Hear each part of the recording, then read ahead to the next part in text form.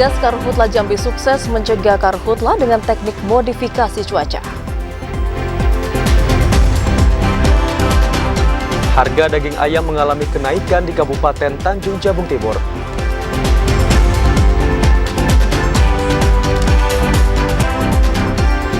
Jelang pemilu, tim Cyber dan Bit Humas Polda Jambi mulai menggalakkan patroli di media sosial.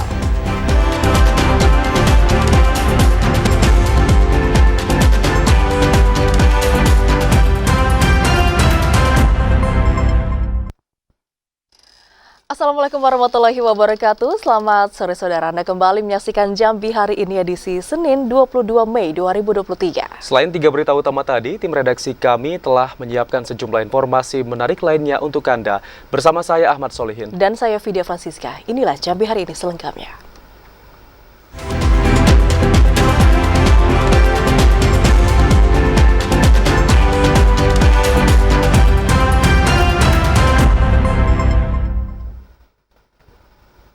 Saudara, modifikasi cuaca yang dilakukan oleh tim Satgas dinilai sukses mencegah sementara karhutla. Penaburan garam NaCl di awan beberapa kali sukses membuat wilayah Jambi diguyur hujan. Upaya mencegah kebakaran hutan dan lahan di Provinsi Jambi terus dilakukan tim Satgas, salah satunya dengan teknik modifikasi cuaca. Tim Satgas Karhutla Jambi telah 5 kali menabur garam NaCl di awan untuk mempercepat pertumbuhan awan-awan hujan.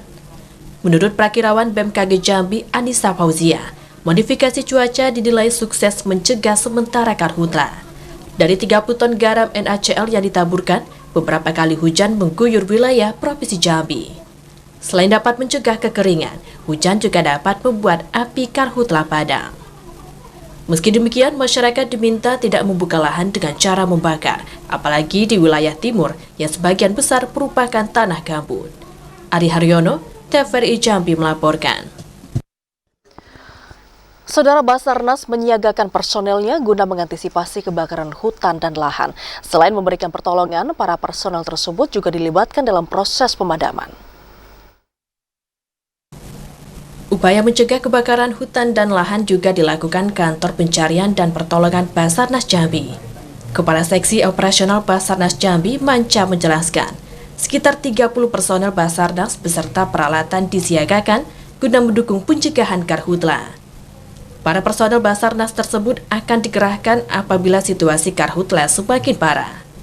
Selain untuk mengevakuasi dan memberikan pertolongan, Basarnas juga nantinya bakal dilibatkan dalam memadamkan api karhutla. Apabila nanti terjadinya karhutla yang besar, kami dari Basarnas akan terjun ke lapangan dan bersama instansi-instansi yang terkait untuk melaksanakan pemadaman. Dan tapi fokusnya kami yaitu melakukan evakuasi. Sementara itu, kebakaran hutan dan lahan di Provinsi Jambi berstatus siaga darurat. Provinsi Jambi sudah bersiaga semenjak adanya peningkatan suhu akibat pengaruh fenomena El Nino di Indonesia. Ari Haryono, TVRI Jambi melaporkan. Kita beralih ke informasi lain. Saudara, harga pakan tinggi membuat harga ayam di Kabupaten Tanjung Jabung Timur belum normal. Harga mulai melesat diketahui sejak sepekan terakhir. Di minggu ketiga bulan Mei 2023, harga daging ayam mengalami kenaikan. Kini harga jual daging ayam potong di Pasar Rakyat Kecamatan Sabak Barat Kabupaten Tanjung Jabung Timur Rp40.000 per kilogram. Sebelumnya dijual Rp35.000 per kilogram. Kepala Pasar Rakyat Kecamatan Muara Sabak Barat, Dedi, mengatakan kenaikan itu diduga akibat pengurangan produksi di tingkat petani karena mahalnya harga pakan. Sementara itu, harga daging ayam sudah terpantau naik secara bertahap sejak 2 pekan terakhir. Kemudian naik signifikan dalam 2 hari terakhir. Meski harga jual daging ayam potong terus naik, tapi Dedi memperkirakan harga daging ayam tidak akan melambung lebih dari Rp55.000 per kilogram.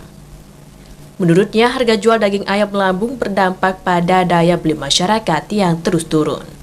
Mudah-mudahan ini tergantung stok, kadang-kadang pedagang bilang kalau tergantung stok di Jambi masih banyak ya harga segitulah, dan mudah-mudahan tidak ada kenaikan yang signifikan lah untuk bahan pokok ini. Kenaikan harga daging ayam lazim terjadi menjelang Hari Raya Keagamaan. Kendati demikian, minat dan permintaan dari masyarakat masih normal dan bahkan cenderung meningkat. Cliva Patria, TVRI Jambi melaporkan. Sementara untuk harga daging ayam di Pasar Auduri Kota Jambi saat ini mengalami kenaikan. Kenaikan harga daging ayam tersebut dikeluhkan oleh sejumlah pedagang karena sepinya pembeli. Harga daging ayam di Pasar Auduri Kota Jambi merangkak naik mencapai Rp38.000 per kilogram. Harga itu naik dari harga sebelumnya hanya Rp35.000 per kilogram. Salah seorang pedagang daging ayam, Musrianti, mengaku belum mengetahui secara pasti penyebab kenaikan harga daging ayam. Tingginya harga daging ayam sudah terjadi pada tingkat agen. Kenaikan harga daging ayam berdampak terhadap para pedagang karena sepinya pembeli. Tak hanya harga daging ayam, kenaikan harga juga terjadi pada telur ayam, bawang putih, dan bawang merah. Saat ini harga telur ayam mencapai Rp54.000 per karpet, bawang putih Rp40.000 per kilogram, dan bawang merah Rp30.000 per kilogram. Jual tuh aku 49, kami jualnya 38. 800 perak. Modalnya lah 200. Berarti mahal harga ayam sekarang ya? Mahal, Pak. Kalau mahal kayak gini, dampak ke kita ada tak? Sepi tak peminat tuh? Memang ya kena dampaknya juga. Orang nak beli atau 50.000 dapat cabai bawang, ayam, ini juga dapat ayam ya kan? Artinya konsumen kita berkurang Bu ya? Berkurang. Misalnya yang ngambilnya 10 kilo cuma 5 kilo bagi 2, yang kurangnya untuk belanja.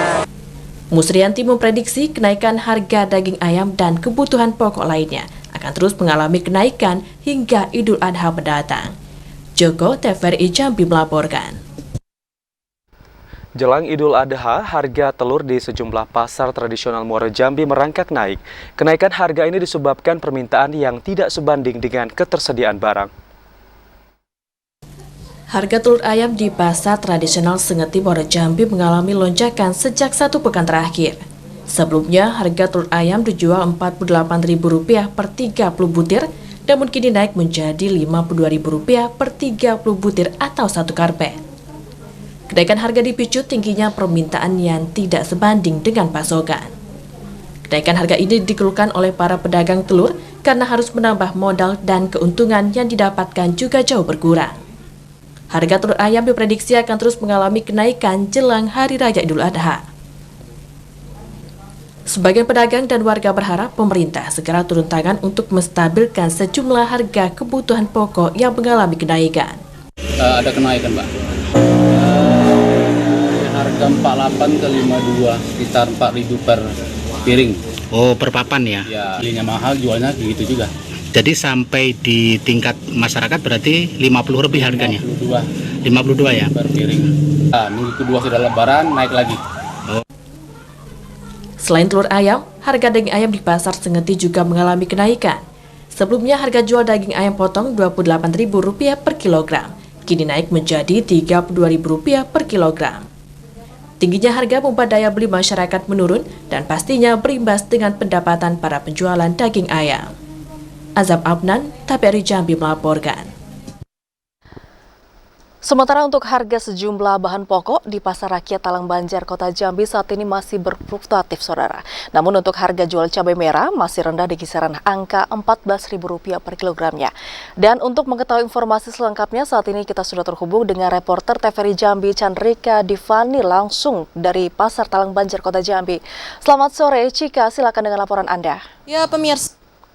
Sejumlah harga bahan pokok terus mengalami perubahan, seperti halnya di Pasar Rakyat Talang Banjar, di mana berdasarkan informasi yang telah kami himpun dari beberapa pedagang yang ada mengatakan bahwa untuk komoditi cabai, baik cabai merah, cabai rawit hijau, serta cabai rawit merah masih terbilang rendah beberapa minggu ini, yakni berkisar Rp14.000 per kilogramnya. Dan untuk cabai rawit hijau yakni di angka Rp28.000 per kilogram, sedangkan cabai rawit merah yaitu Rp30.000 per kilogram. Sementara itu pemirsa, untuk harga bahan pokok lainnya masih terpantau stabil, di mana bawang merah yakni di kisaran Rp28.000 per kilogram, bawang putih Rp33.000 per kilogram, kilogram, tomat Rp10.000 per kilogram, dan untuk telur ayam ras yakni Rp1.800 per butir atau setara dengan Rp25.000 per kilogram.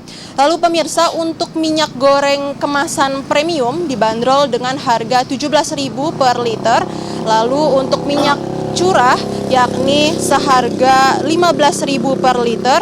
Lalu untuk gula pasir yaitu di harga Rp14.000 per kilogram, daging ayam Rp38.000 per kilogram, serta untuk daging sapi yakni Rp130.000 per kilogram. Lalu pemirsa, juga dapat kami informasikan para pedagang yang ada di Pasar Talang Banjar ini juga memastikan perkiraan harga jelang Hari Raya Idul Adha 2023 ini akan tetap terkendali, akan tetapi masyarakat juga menginginkan, terkhususnya para pedagang, adanya bantuan dari pemerintah untuk membantu rendahnya harga bahan pokok yang terjadi di beberapa pekan hari ini. Demikian, kembali ke studio. Jelang Idul Adha, sejumlah harga kebutuhan di Pasar Rakyat Talang Banjar, Kota Jambi masih berfluktuatif. Terima kasih Chandrika Divani atas laporan Anda langsung dari Pasar Talang Banjar, Kota Jambi. Selamat bertugas kembali. Kita beralih ke sorotan lain. Saudara, Kejaksaan Tinggi Jambi menjadwalkan pemeriksaan terhadap mantan Direktur Utama Bank Jambi bersama 2 tersangka lainnya pada pekan ini. Tersangka akan dimintai keterangan untuk melengkapi berkas perkara jelang persidangan.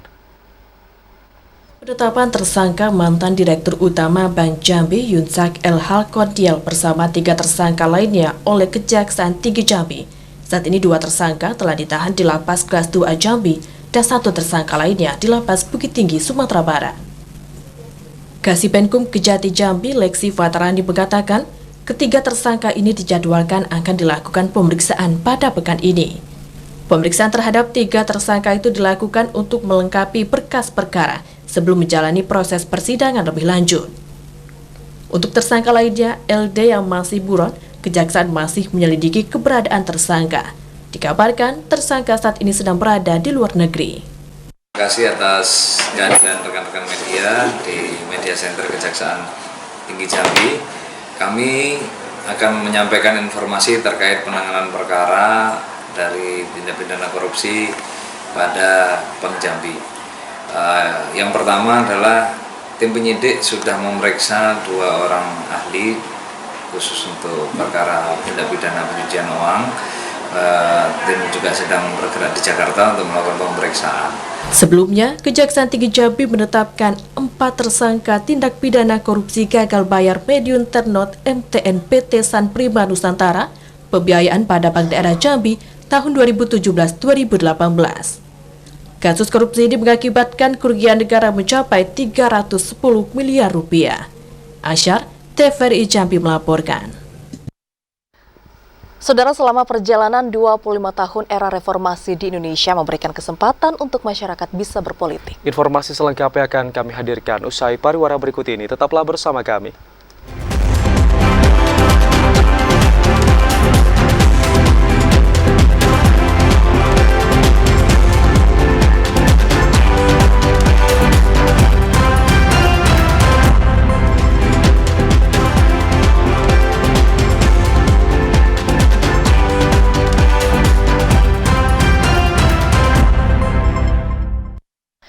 Anda kembali bersama kami di Jambi hari ini.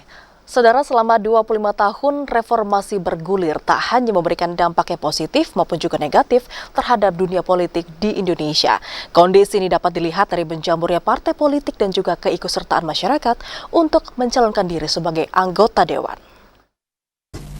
21 Mei 2023 menjadi sebuah perjalanan era reformasi selama 25 tahun.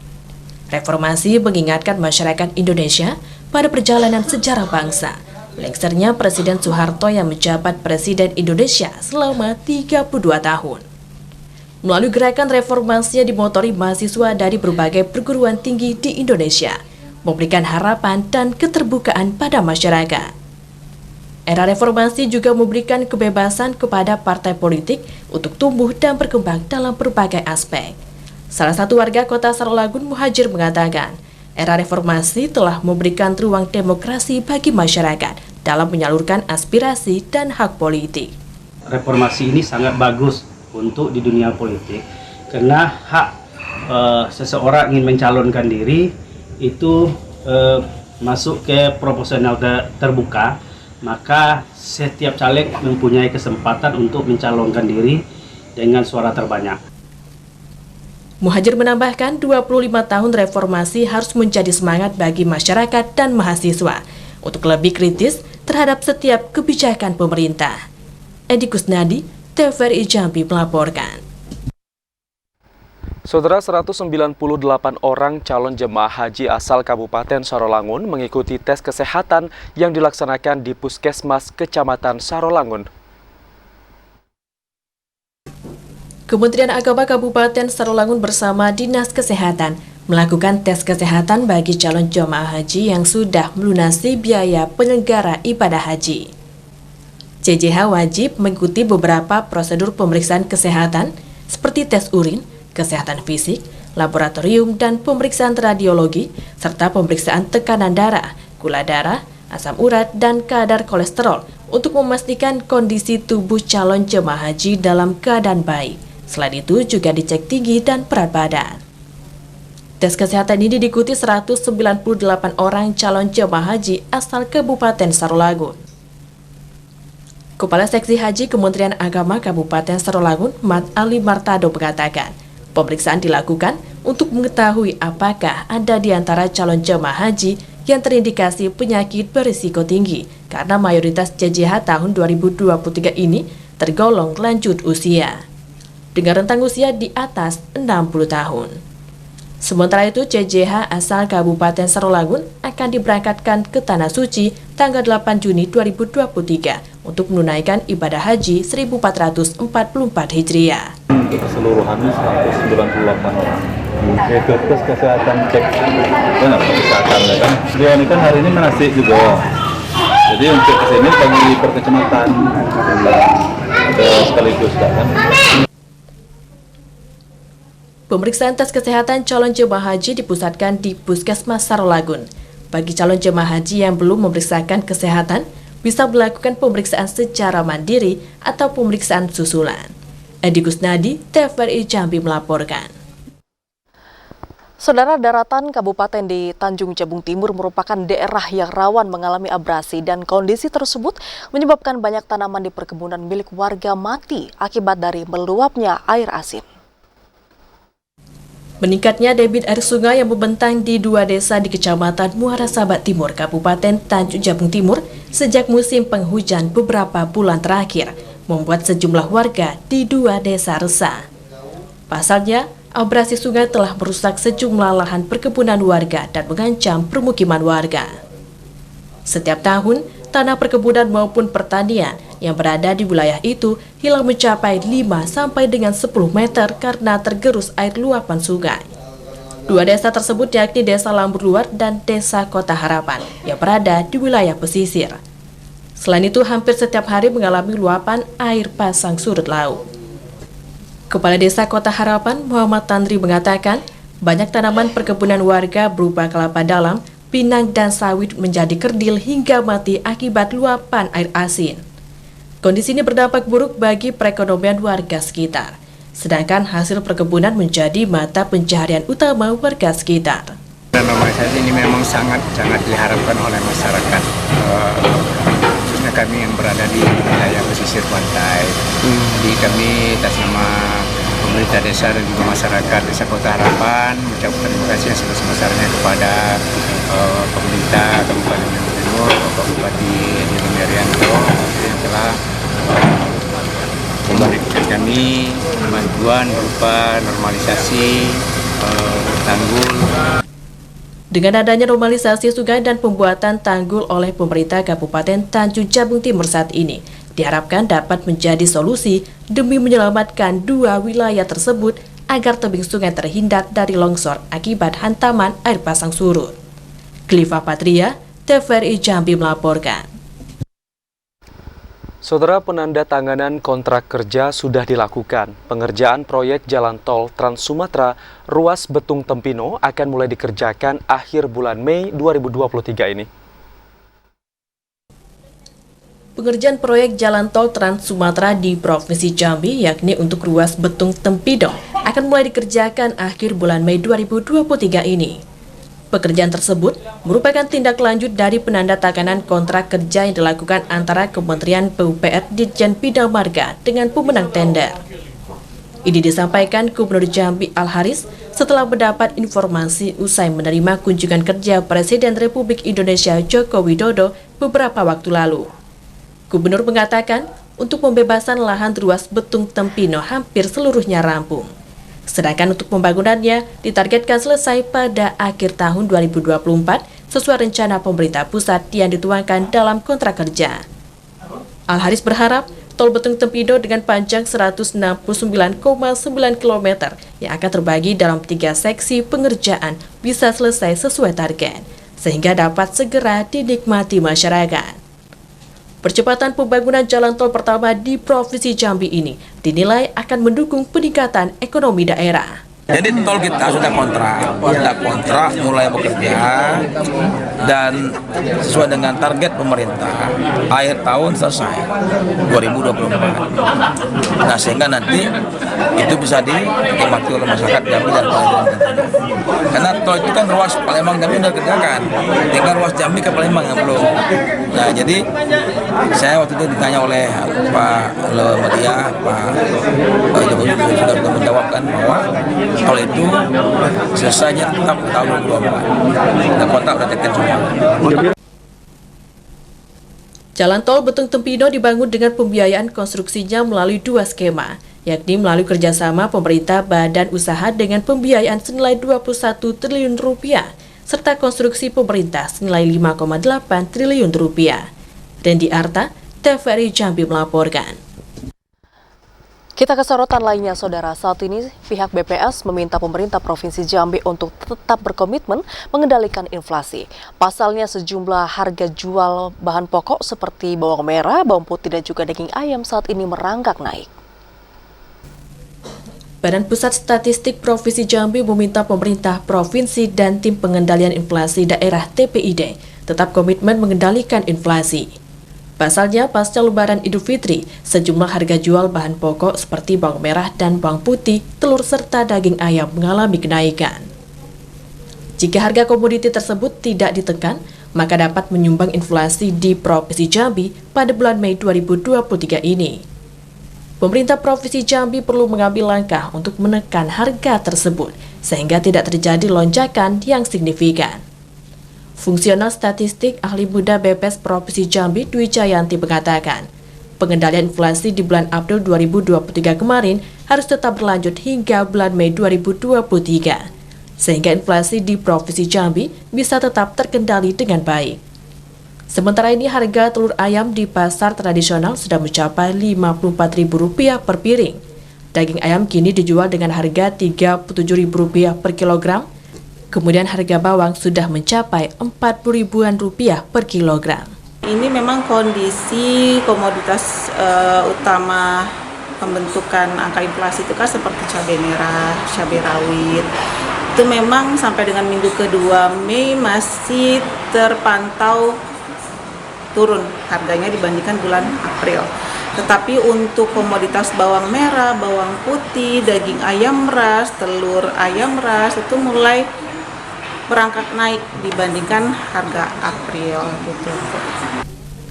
Sementara itu pada bulan April 2023 kemarin, angka inflasi mampu dikendalikan dan turun menjadi 3,78%. Hal tersebut karena pemerintah dan TPID terus menjaga pasokan barang agar tetap stabil. Joko, TVRI Jambi melaporkan. Saudara, Komisi Pemilihan Umum Kabupaten Merangin mengumumkan daftar pemilih sementara dari hasil perbaikan. Informasi selengkapnya akan kami hadirkan dalam segmen menuju pemilu 2024. Tetaplah bersama kami.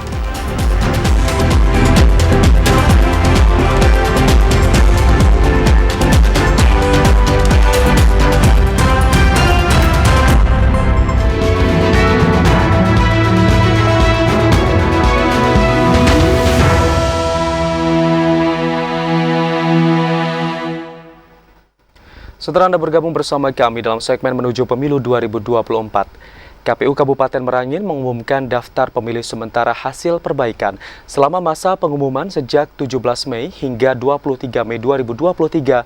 Masyarakat diharapkan memberi tanggapan dan masukan. Komisi Pemilihan Umum Kabupaten Merangin tengah melaksanakan tahapan pengumuman daftar pemilih sementara hasil perbaikan atau DPSHP.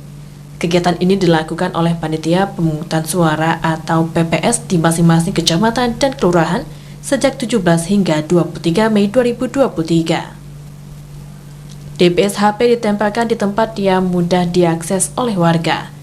Anggota KPU Kabupaten Merangin Divisi Teknis dan Penyelenggaraan Syobirin mengatakan, DPSHP merupakan penyempurnaan dari daftar pemilih sementara yang telah diplenokan dari tingkat desa hingga KPU RI beberapa waktu lalu selama masa pengumuman tersebut.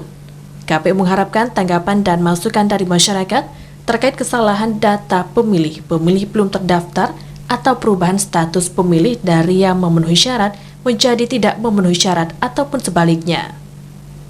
KPU Merangin meminta masyarakat menyertakan bukti autentik seperti kartu tanda penduduk elektronik atau kartu keluarga saat memberi tanggapan untuk menjadi dasar pertanggungjawaban PPS pada rapat pleno.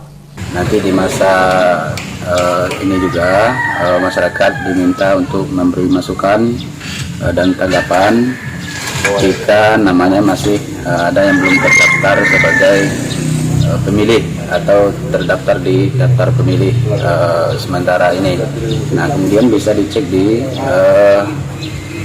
cek DPT online kpu.go.id. Sebelumnya, total pemilih dalam DPSHP untuk pemilu 2024 di Kabupaten Merangin sebanyak 276.143 orang, terdiri atas 139.439 laki-laki dan 136.704 perempuan yang tersebar di 1.204 tempat pemungutan suara di 215 desa kelurahan. Ramadan Cerbita Kasa, TVRI Jambi melaporkan. Sementara menjelang pemilu, saat ini tim Cyber dan juga Bithumas Polda Jambi mulai menggalakkan patroli di media sosial. Patroli Cyber ini, saudara, dilakukan untuk mengantisipasi kampanye hitam dan negatif. Patroli berupa pemantauan aktivitas politik di media sosial saat ini telah menjadi kegiatan rutin Polri jelang pemilu. Patroli itu dilakukan untuk mencegah terjadinya kampanye hitam atau black campaign dan kampanye negatif atau negative campaign. Kasubit Penmas Bithumas Polda Jambi Kompol Mas Edi mengatakan patroli itu mulai ditingkatkan agar tidak ada bacalek yang dirugikan. Apalagi saat ini ruang digital menjadi salah satu tempat untuk berkampanye. Hingga saat ini belum ada postingan yang bersifat merugikan bacalek. Namun penggunaan ruang digital sebagai tempat kampanye terus meningkat jelang pemilu 2024. Selain itu, Edi menjelaskan salah satu dari 4 indeks kerawanan di dunia maya yang diterbitkan Bawaslu merupakan penyebaran hoaks. Masyarakat diminta untuk memeriksa kebenaran suatu informasi yang beredar sebelum menyebarkannya. Ari Haryono, TVRI Jambi melaporkan. Memasuki tahun politik, ASN Pemkot Jambi diminta tetap menjaga netralitas. ASN harus fokus dalam membangun dan melayani masyarakat dengan baik. Berdasarkan Undang-Undang Nomor 5 Tahun 2014, bahwa ASN tidak boleh tergabung dalam politik praktis. Wali Kota Jambi Syarif Hasan mengatakan, ASN Pemkot Jambi harus menjaga komitmen untuk bersikap netral, sehingga pelayanan masyarakat Kota Jambi tidak terganggu. Jika ASN tidak netral atau berpihak ke partai politik, hal tersebut akan mengganggu kinerja pemerintah. Kemudian menimbulkan intervensi kepada masyarakat untuk berpihak ke salah satu partai politik. Pemerintah Kota Jambi juga akan melakukan pengawasan pada ASN, termasuk media sosialnya yang kerap dimanfaatkan untuk berkampanye dari partai politik. Bahwasanya kita sudah memasuki tahun politik, ya. Secara kelembagaan atau secara kedinasan ASN memang tidak diperbolehkan berpihak, ya, tetapi baik secara pribadi keluarga mereka silakan saja karena itu pilihan politik masing-masing, tapi tidak dilaksanakan di kantor atau di fasilitas pemerintah. Kemudian, jika terdapat ASN Pemkot Jambi yang melakukan pelanggaran tersebut, akan disanksi sesuai perundang-undangan yang berlaku. Joko, TVRI Jambi melaporkan. Jelang pemilu 2024 mendatang, Saudara, pemerintah Kabupaten Batanghari telah melakukan berbagai upaya dan juga langkah antisipasi untuk bisa menjaga netralitas aparatur sipil negara. ASN yang tak netral akan diberikan sanksi tegas sesuai dengan peraturan yang berlaku. Usai memimpin apel pada Senin kemarin, Sekda Batanghari Muhammad Azan mengatakan akan tetap menjaga netralitas ASN selama masa pemilu berlangsung. Ditegaskannya, pemerintah tidak akan melibatkan maupun mengarahkan ASN dalam mendukung setiap calon presiden, kepala daerah, maupun calon legislatif sendiri.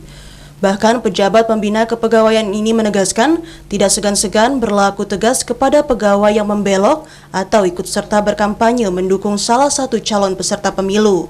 Azan pun mengharapkan peran serta lembaga pengawasan pemilu serta masyarakat untuk dapat melaporkan apabila ada pelanggaran kampanye yang melibatkan ASN Pemkab Batanghari agar pihaknya dapat memproses pegawai yang tidak taat terhadap aturan tersebut. Pimpinan dalam ini PPK tidak akan melibatkan, tidak akan memobilisasi ASN atau mengarahkan kepada nanti kepada siapa mereka harus bergerak atau kepada siapa mereka harus berdukungan. Lakukan, kita akan lakukan tindakan tegas sesuai prosedur dan tahapannya. Kerjakan sesuai. Sekda menambahkan, ketegasan dalam menjaga netralitas ini perlu dilakukan guna mendukung suksesnya pelaksanaan pemilu 2024 mendatang di Kabupaten Batanghari. Ade Juniawan, TVRI Jambi melaporkan. Pemerintah Kabupaten Muaro Jambi meyakini pada Pilkada serentak tahun 2024, angka partisipasi pemilih meningkat dibandingkan tahun sebelumnya. Keyakinan ini didasari atas upaya yang telah dilakukan bersama penyelenggara dalam melakukan sosialisasi. Setelah mengikuti rapat melalui virtual bersama Dirjen Politik dan Pemerintahan Umum Kementerian Dalam Negeri tentang pemantapan koordinasi perencanaan Pilkada serentak tahun 2024, pemerintah Muaro Jambi optimis akan meningkatkan partisipasi pemilih pada pemilu dan Pilkada 2024 yang akan mengalami peningkatan jika dibandingkan dengan pelaksanaan pemilihan pada tahun sebelumnya. Pemerintah kabupaten memprediksi angka partisipasi pemilih bisa di atas 85,56%. Kabankes Bangpol Muaro Jambi Kemas Ismail Azim mengatakan, peningkatan angka partisipasi pemilih ini seiring dengan kondisi pandemi yang sudah melandai. Pihaknya meyakini masyarakat akan banyak menyalurkan hak pilihnya pada pencoblosan di tempat pemungutan suara tahun 2024. Kita berharap bahwa partisipasi pemilih, kan kalau pemilih tahun 2020 itu suasananya masih pandemi COVID-19. Nah, sekarang tidak ada lagi. Tentunya masyarakat kita, mari kita himbau supaya beramai-ramai untuk melaksanakan pelaksanaan pileg maupun pilkada nantinya pada tahun 2024.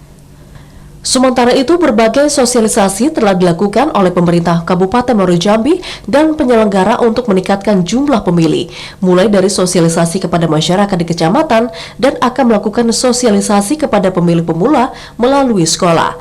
Sosialisasi tersebut dilakukan dengan harapan dapat meningkatkan kesadaran masyarakat dalam menyalurkan hak pilihnya pada pemilu dan pilkada 2024. Azam Afnan, TVRI Jambi melaporkan.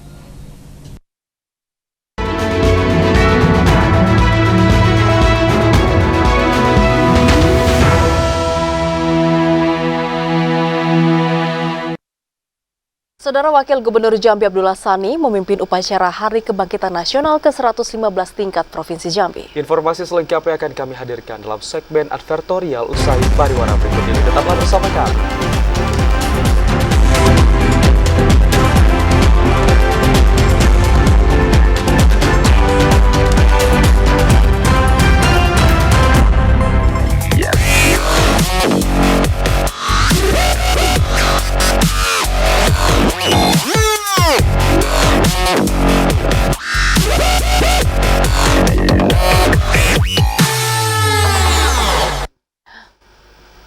Anda kembali bersama kami di Jambi hari ini dalam segmen editorial.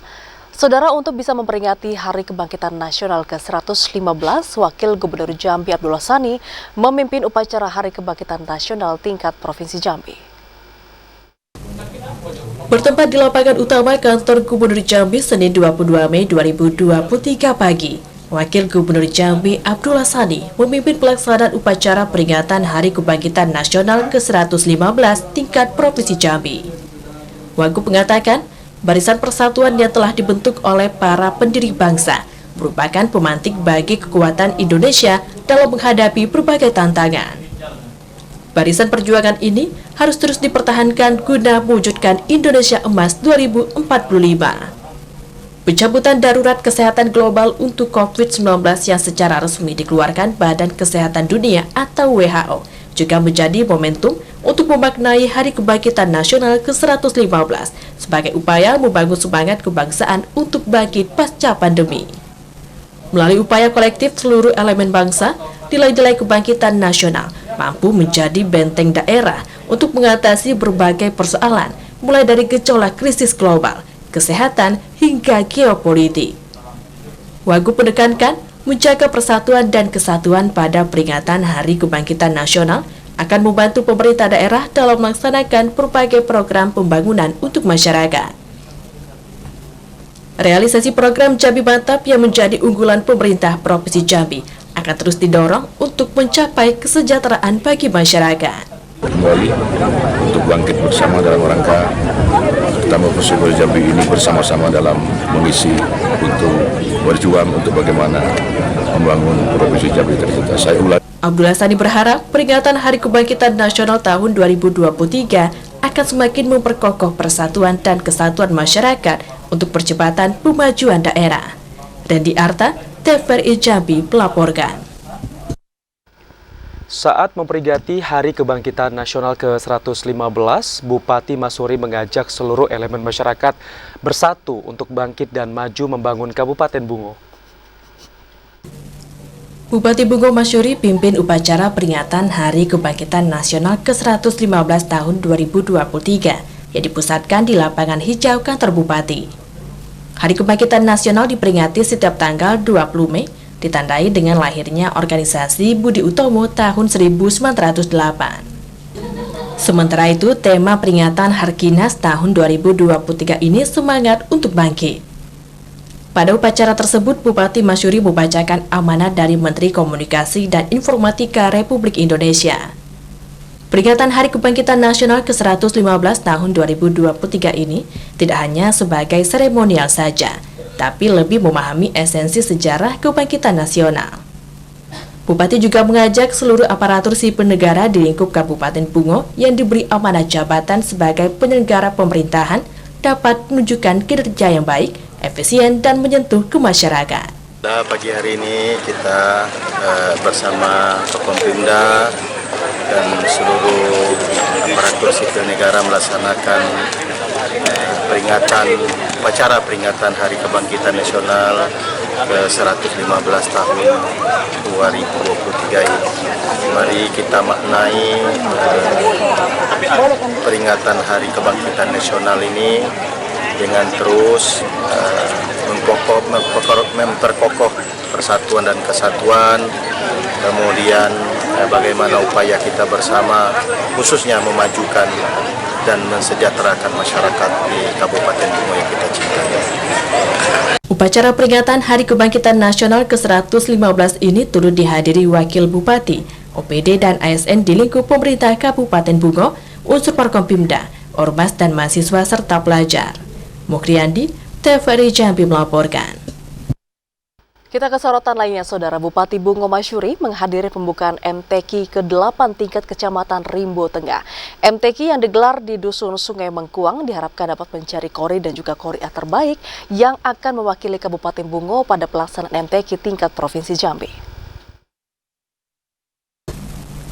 Bupati dan Wakil Bupati Bungo beserta Ketua TPPKK dan Ketua Gabungan Organisasi Wanita Bungo menghadiri pembukaan Musabakoh Tilawatil Quran. MTQ ke-8 tingkat Kecamatan Rimbo Tengah di Dusun Sungai Mengkuang diikuti seluruh kafilah utusan dari setiap dusun yang ada di Kecamatan Rimbo Tengah yang berjumlah 280 kafilah. Bupati Bungo Masuri mengatakan, tujuan digelarnya MTQ ini adalah untuk mendekatkan jiwa kaum muslimin kepada kitab suci Al-Quran dan meningkatkan semangat membaca serta mengamalkan Al-Quran di dalam kehidupan sehari-hari. Selain itu, MTQ juga dapat meningkatkan tali silaturahmi antar kafilah di masing-masing dusun yang ada di setiap kecamatan. Diharapkan pelaksanaan MTQ ke-8 tingkat Kecamatan Rimbo Tengah ini, panitia dapat menambah cabang yang diperlombakan. Bupati juga mengajak masyarakat menghidupkan pengajian setiap habis maghrib dan terus melaksanakan siar ajaran agama Islam di Kabupaten Bungo. Selain itu, diharapkan dari MTQ tingkat Kecamatan Rimbo Tengah dapat menjaring para kori dan koria untuk mewakili Kabupaten Bungo pada pelaksanaan MTQ tingkat Provinsi Jambi. Hadir di Dusun Sungai Mengkuang ini, Kecamatan Rimbo Tengah, pembukaan Musabaqah Tilawatil Quran ke-8 tingkat Kecamatan Rimbo Tengah ini. Kami tentu atas nama Bupati Bungo menyampaikan ucapan selamat bertanding. Musabaqah Tilawatul Quran ke-8 tingkat Kecamatan Rimbo Tengah ini dibuka oleh camat, disaksikan langsung oleh Bupati dan Wakil Bupati Bungo.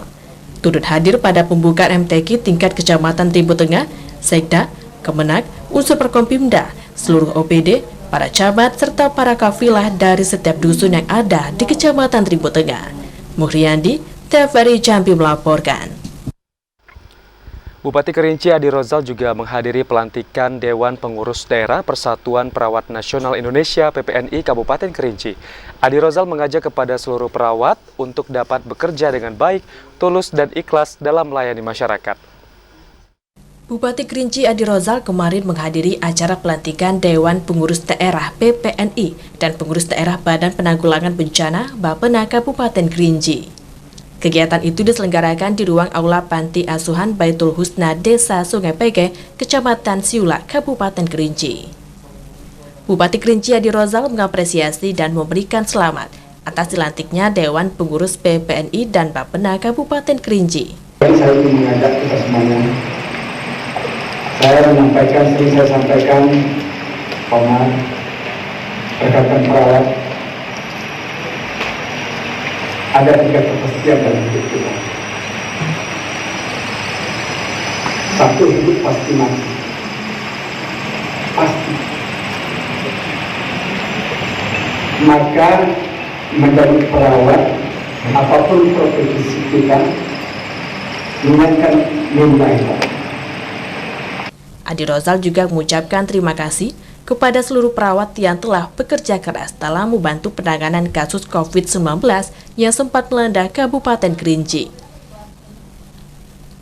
Adi Rozal mengajak kepada seluruh perawat di Kabupaten Kerinci untuk dapat bekerja dengan baik, tulus dan ikhlas dalam melayani masyarakat. Ilwan, TVRI Jambi melaporkan. Saudara, Kesbangpol Provinsi Jambi menggelar sosialisasi pendidikan politik dan kegiatan tersebut diikuti oleh puluhan pemilih pemula dari tingkat mahasiswa, kemudian siswa SMA dan juga siswa SMK. Badan Kesatuan Bangsa dan Politik Provinsi Jambi gelar sosialisasi pendidikan politik kepada puluhan mahasiswa, guru dan sejumlah perwakilan pelajar tingkat SMA dan SMK se-Provinsi Jambi pada Senin 22 Mei 2023. Kegiatan yang dilaksanakan di Aula Kesbangpol Provinsi Jambi ini bertujuan untuk meningkatkan kualitas budaya politik yang baik kepada para generasi muda. Kepala Badan Satuan Bangsa dan Politik Provinsi Jambi, Apandi Saharudin mengatakan, tujuan dari kegiatan ini untuk memberikan pemahaman kepada generasi bangsa terkait pentingnya keikutsertaan menyalurkan hak suara pada pemilu 2024. Untuk memberikan pemahaman kepada anak-anak kita itu ya tentang bagaimana sesungguhnya pentingnya mereka, partisipasi mereka, keikutsertaan mereka dalam pemilu. Sementara itu, Kabid Partisipasi Politik Kesbangpol Provinsi Jambi, Suwardi mengatakan, ada 45 peserta yang mengikuti kegiatan ini. Sedangkan materi langsung disampaikan oleh pihak KPU, DPRD, dan Kesbangpol Provinsi Jambi. Untuk memberi pemahaman kepada para peserta agar mereka tahu nantinya pada saat pelaksanaan pemilu 2024 mereka bisa mengetahui siapa-siapa latar belakang daripada calon-calon kepala daerah yang akan mereka pilih. Sementara itu diharapkan kepada para peserta yang mengikuti sosialisasi pendidikan politik ini dapat memberikan pemahaman kepada seluruh masyarakat, mahasiswa, dan keluarga terdekat untuk turut serta menyalurkan hak suara pada pemilu serentak tahun 2024. Asyar, TVRI Jambi melaporkan. Saudara mitra PT BES Khoiria meresmikan rumah mewah senilai 3 miliar rupiah. Rumah tersebut merupakan reward dari PT BES atas prestasi yang telah diraih oleh Khoiria. Mitra dari PT Bandung Eko Sinergi Teknologi atau BES Khoiria dan Pondri sang suami meresmikan rumah luxury senilai 3 miliar rupiah. Rumah mewah tersebut merupakan penghargaan yang diberikan oleh PT BES atas prestasi yang telah diraih Khoiria. Peresmian rumah tersebut dilakukan di kediaman Khoiria di kawasan Kenali Asam Bawah, Kota Jambi, Minggu sore kemarin. Peresmian rumah tersebut merupakan bentuk rasa syukur Khoiria atas prestasi yang telah diraihnya. Pasalnya, tidak hanya rumah mewah, Khoiria juga telah menerima 9 unit sepeda motor dan 10 unit mobil jenis minibus. PT BES menilai Khoiria mampu mencapai target kemitraan sehingga ia mendapatkan hal tersebut. Apa yang telah diraih Khoiria itu menjadi semangat baru untuk terus maju dan menggapai target-target lain yang belum tercapai. Kalau harapan saya, semua mitra PT BES akan meraih rumah seperti saya yang jumlahnya 3 miliar ini, Mas. Harapan saya ke depan, semua impian-impian saya juga tercapai, bukan hanya di angka 6 miliar yang sekarang saya dapat, insya Allah sampai 52 miliar. Ini adalah bukti sebagian kendaraan yang kami miliki secara cash, tanpa DP, tanpa cicil, tanpa hutang. BES Corporation Syariah ini merupakan komunitas anti riba. Apa yang telah dicapai Khoiria tersebut merupakan bukti nyata untuk memiliki kendaraan tanpa nyicil. Joko, TVRI Jambi melaporkan. Saudara, harga bawang dan juga telur terus mengalami kenaikan di sejumlah pasar di Kota Lubuk Linggau, Sumatera Selatan. Informasi selengkapnya akan kami hadirkan dalam segmen Lintas Andalas usai pariwara berikut ini. Tetaplah bersama kami.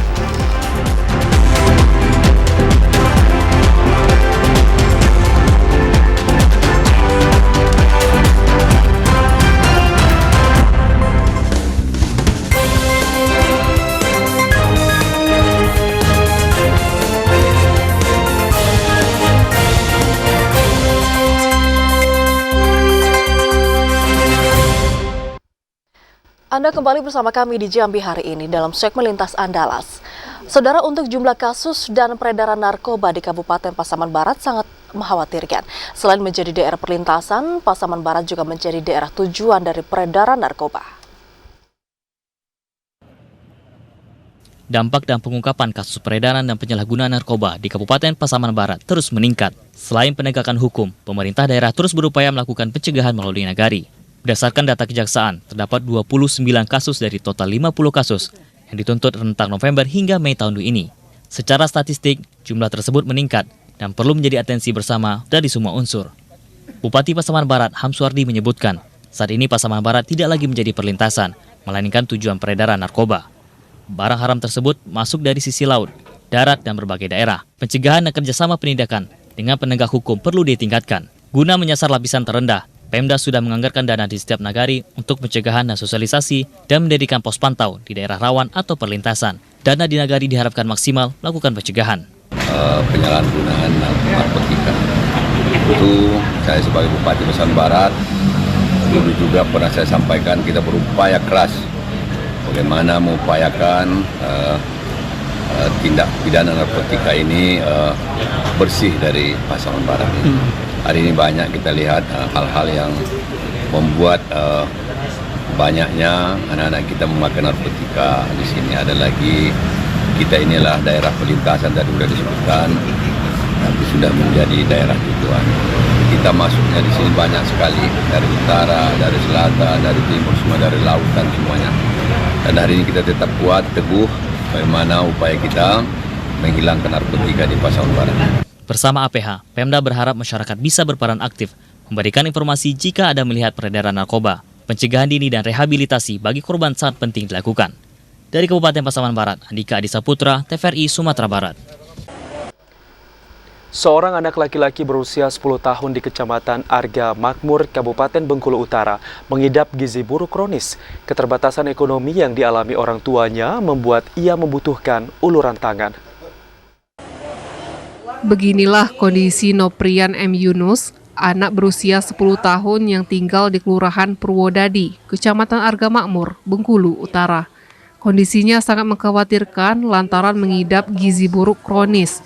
Bayangkan saja, di usianya saat ini berat badan Noprian hanya 10 kg. Anak dari pasangan suami istri Sopian Ar-Rahman dan Eli Marni ini, kondisinya kian memburuk sejak 1 tahun terakhir. Namun lantaran terkendala dengan keterbatasan ekonomi, tidak banyak upaya yang bisa dilakukan oleh orang tua Noprian. Sementara itu, Kepala Puskesmas Perumnas Asropi menjelaskan, gejala gizi buruk yang diidap oleh Noprian sudah berlangsung selama 3 tahun lalu. Bahkan Noprian juga mengalami stunting. Asropi menambahkan, yang penting untuk pemulihan Noprian saat ini adalah asupan gizi dan protein yang cukup setiap harinya. Tetapi yang jelas Nopri ini sudah masuk gizi buruk dan plus stunting. Jadi pasien ini tinggi badannya itu cuma 109, beratnya 10 kilo dalam kondisi kemarin ya, dan umurnya itu udah 10 tahun. Program untuk yang masuk di gizi buruk dan stunting itu adalah balita. Jadi memang ada juga program, tetapi dia balita. Tetapi walaupun seperti itu ya adalah kita tetap itu tadi dengan kita mengadakan sumbangan secara pribadi sukarela dari karyawan kita, ya ini kemanusiaan saja sifatnya, siapa yang mau gitu. Dan alhamdulillah kita sudah bisa memberi bantuan ke mereka, paling tidak untuk 1 minggu ke depan menu dia sudah tercover dulu. Nah, kemudian ada susu-susu khusus kemarin yang ditentukan oleh spesialis anak, ya udah yang harus diberikan minimal 1 kali sehari, dan itu sudah kita pesan dengan dana sumbangan dari karyawan puskesmas kita. Dari Kabupaten Bengkulu Utara, Aisyah Dini melaporkan. Aduh ya, mau di situ kemarin enggak? Masih enggak?